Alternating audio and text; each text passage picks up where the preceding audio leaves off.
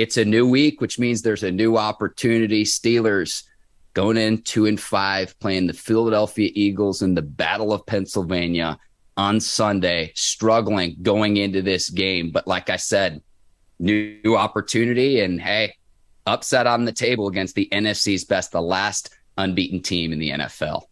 Yeah, it's going to be a good one. It's going to be a tough one. I saw a picture earlier this week. Matter of fact, I think it was yesterday, Mark.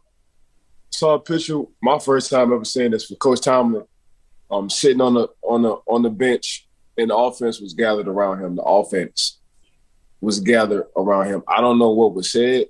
They said a picture's worth 1,000 words, and that meant something to me. To have Coach Tomlin sitting on the bench, to have the whole offense facing towards him, having their undivided attention, that's when you know the change of guard. That's when you know things are very serious. You know, this is uncomfortable territory, not only for Coach T, but for the Pittsburgh Steelers. And then, wow, you know, Coach T haven't had a losing season thus far in his career. I can't tell you when I've had. I think we went 6-10. So 2003 might have been the first time we had a losing season. And that was a long time ago. We damn near talking about 19, 20 years ago, Mark. So Coach T is in unfamiliar territory. For his coaching career, Pittsburgh is in unfamiliar territory. But that picture gave me grace. You know, even though we're 2-5, the fact that I saw Coach T talking to the offense, having everybody's undivided attention, it's going to be a turning curve. You know, it's going to be a learning lesson with the rookie quarterback in Kenny Pickett. We just going to have to go through some growing pains. That's just what it's going to be. For the defense, they played lights out other than the 4 interceptions they dropped. But by the end of the day, you couldn't ask too much from a defense with 2 Bugattis sitting between Waddle and Cheetah. And to it, the first quarter, it didn't look good for Pittsburgh. They came out blazing, guns blazing, and 10-0 just like that. And after that, it was 3-3, 16 points. So I gotta give my hat off to the Pittsburgh Steelers defense. They played a heck of a, not only second half, but from the second quarter all the way to the fourth quarter, they gave their team opportunity. Now for Kenny Pickett and company, we shall see. Kenny's going to be up and down with his play, but that's expected. You know, but they finally getting the ball in the hands of the playmakers. I think Chase Claypool have woken up a little bit. He's putting some consistent games back to back. With his consistency, what Pittsburgh been looking for a while. We just got to figure out how to give Deontay and other guys the ball. So say, my personal opinion on the offensive side, and I don't know if I should be saying this, I wouldn't mind seeing, you know, Lil Warren get the ball more often. You know, he's coming out the backfield. He's already proved he can pick up the third down blitzes a long time ago.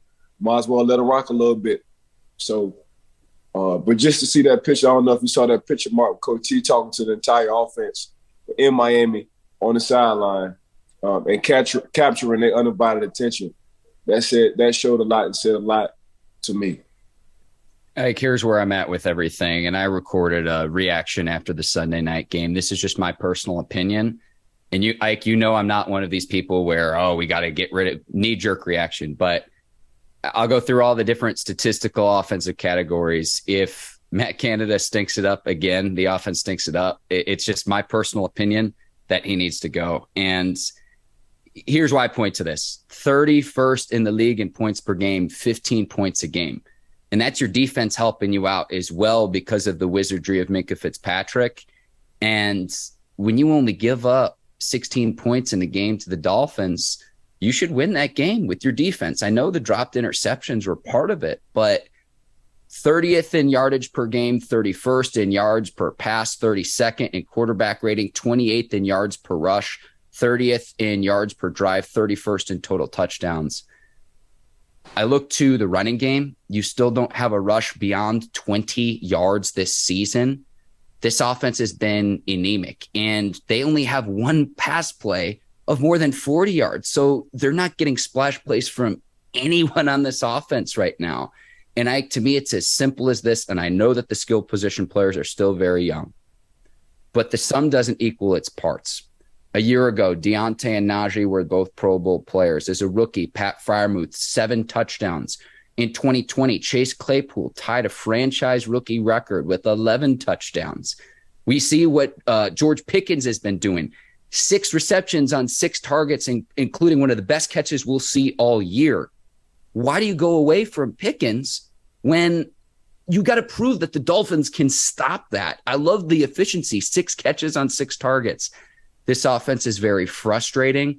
And if you stink it up against the Eagles, if you want to make major changes, you have the bye week following week 8. That's where I'm at with everything. And that's just my humble opinion.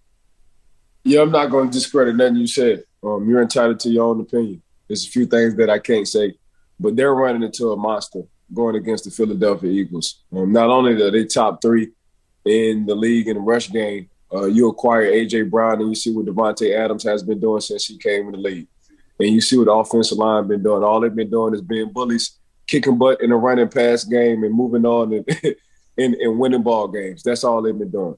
With the helm at Jalen Hurts. Jalen Hurts, all he's been doing is throwing the ball, haven't been throwing interceptions, running when he needs to, getting first downs and extending plays. That's exactly what they're doing. So everything Jalen Hurts needs from a perimeter side, he has. He has a big bully at the wide receiver position, at A.J. Brown.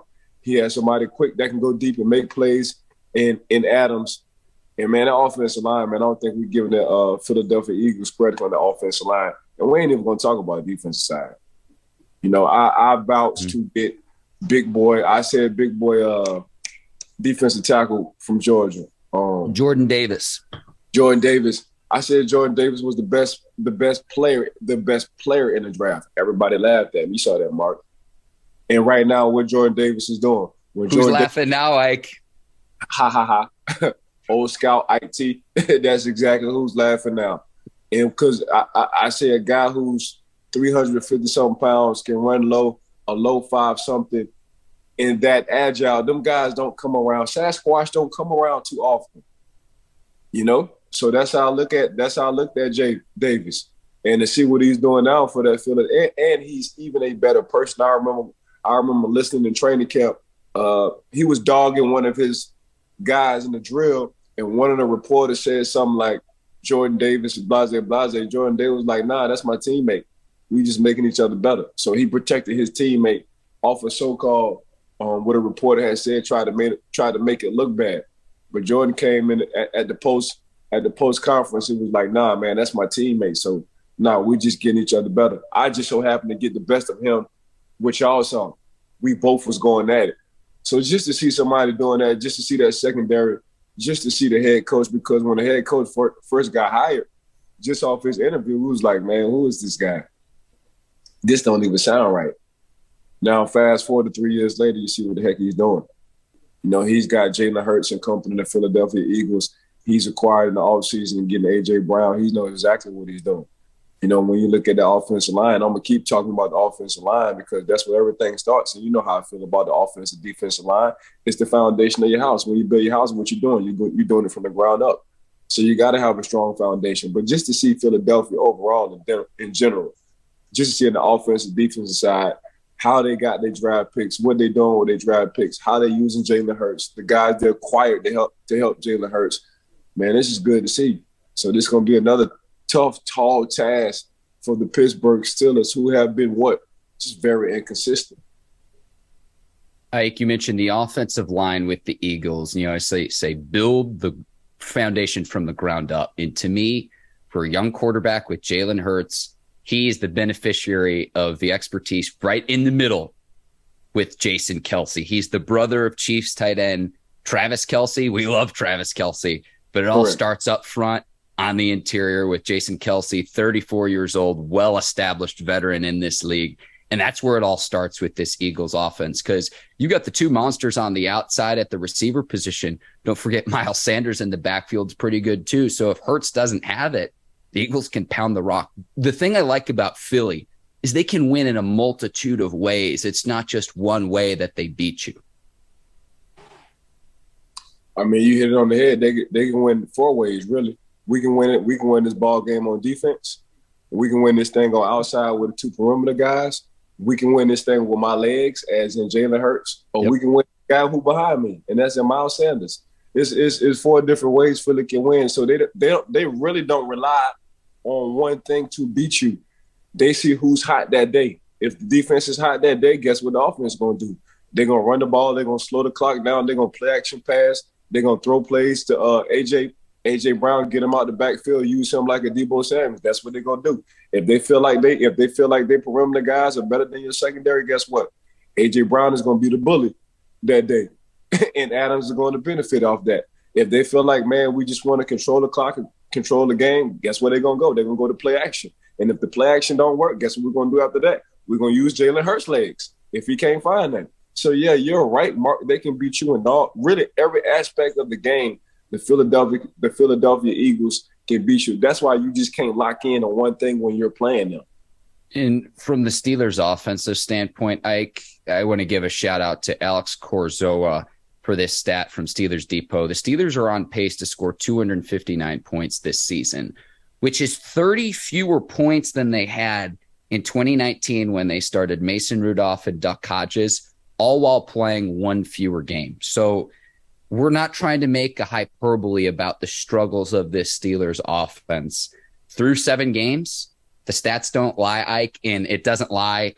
Our eyes don't lie either. So that's the frustration. They've got to try to get right against an Eagles team coming off a bye week that's been, if not the NFL's hottest, at the very least, the hottest team in the NFC. And again, the last team who is undefeated in the NFL. It's the NFC's hottest. And like my boss at work, she's from Philly. I mean, this is very premature, but she's already talking about Super Bowl parades. That's the level we're talking about with this season's Eagles team. Yeah, I mean, she has every right to. Yeah. You know, it has shown her nothing but we're going to the Super Bowl activities, exactly what they're doing on the field. But this is what I will say. And I said this with my kids because I coached some 10-year-olds in Orlando. And we was cold. We was real cold in the beginning of the season. We'll win one, lose one, win one, lose one. But now we're getting hot, and it's late season.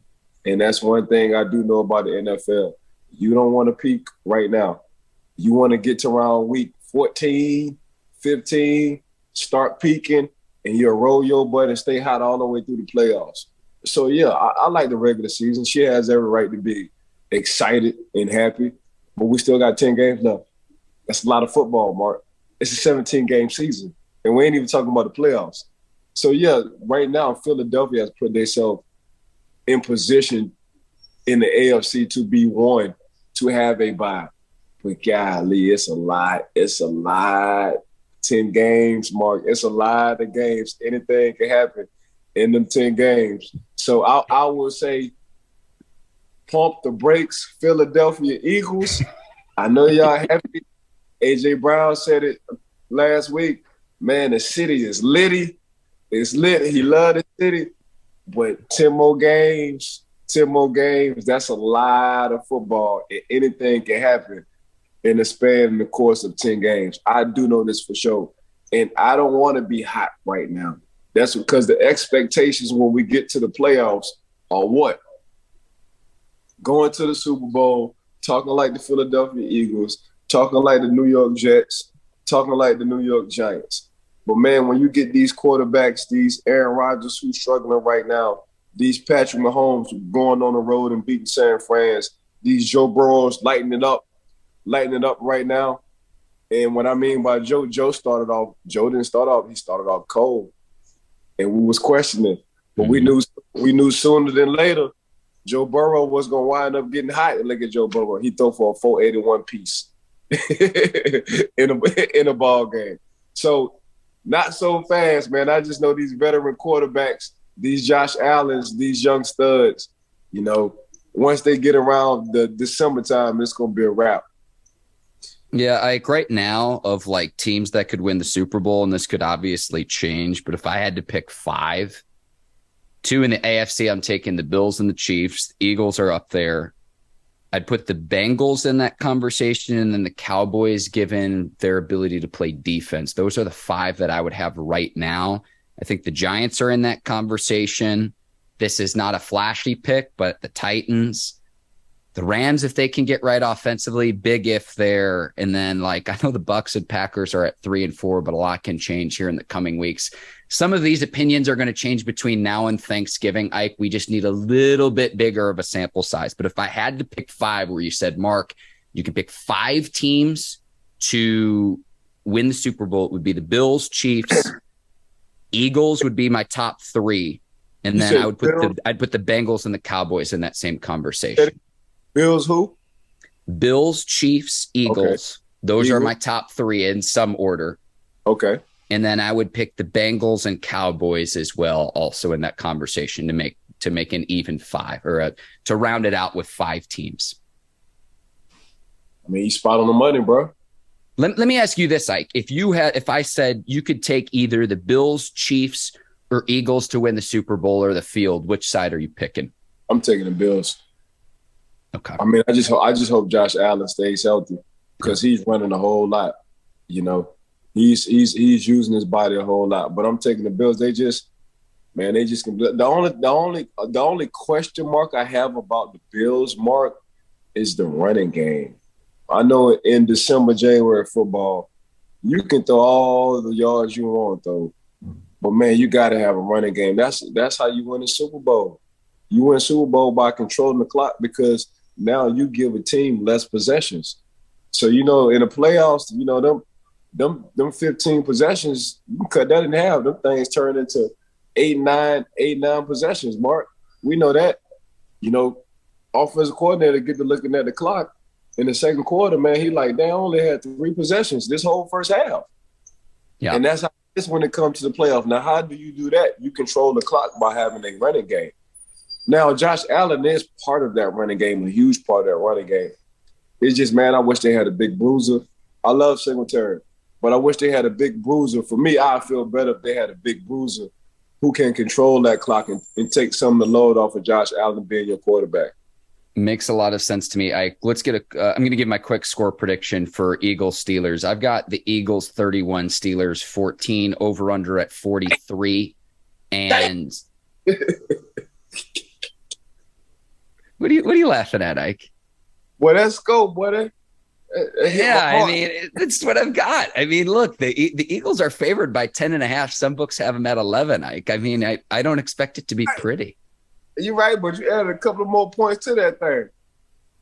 You added about 3 more points to that thing. You said 31. I mean, the line at 10 or 11, you said, man, let me plus 3 that thing. Let me add 3 more points. The Eagles are coming off a bye week. I think they're going to be prepared. Yeah, it just hurt my heart. But yes, sir. Yes, sir. You're right. You're right, Mark. You 100%. Listen. My picks have been terrible this year, and you either want to be great or terrible. My picks against the spread this year, Ike, for the Steelers, I am 1-6 against the spread this season. So if you've done the opposite of what I've said, you've made some coin on betonline.ag. Hey, that's the only thing I hate about these buys. It's going to be 1 or 2 things, and it won't be a gray area. Either you coming out the blocks hot, or you going in a whole south direction. It's a hit or miss. That's the only thing about these buys. But that's a good, I don't know for Pittsburgh. I'm just going to sit here. I'm going to say some prayers.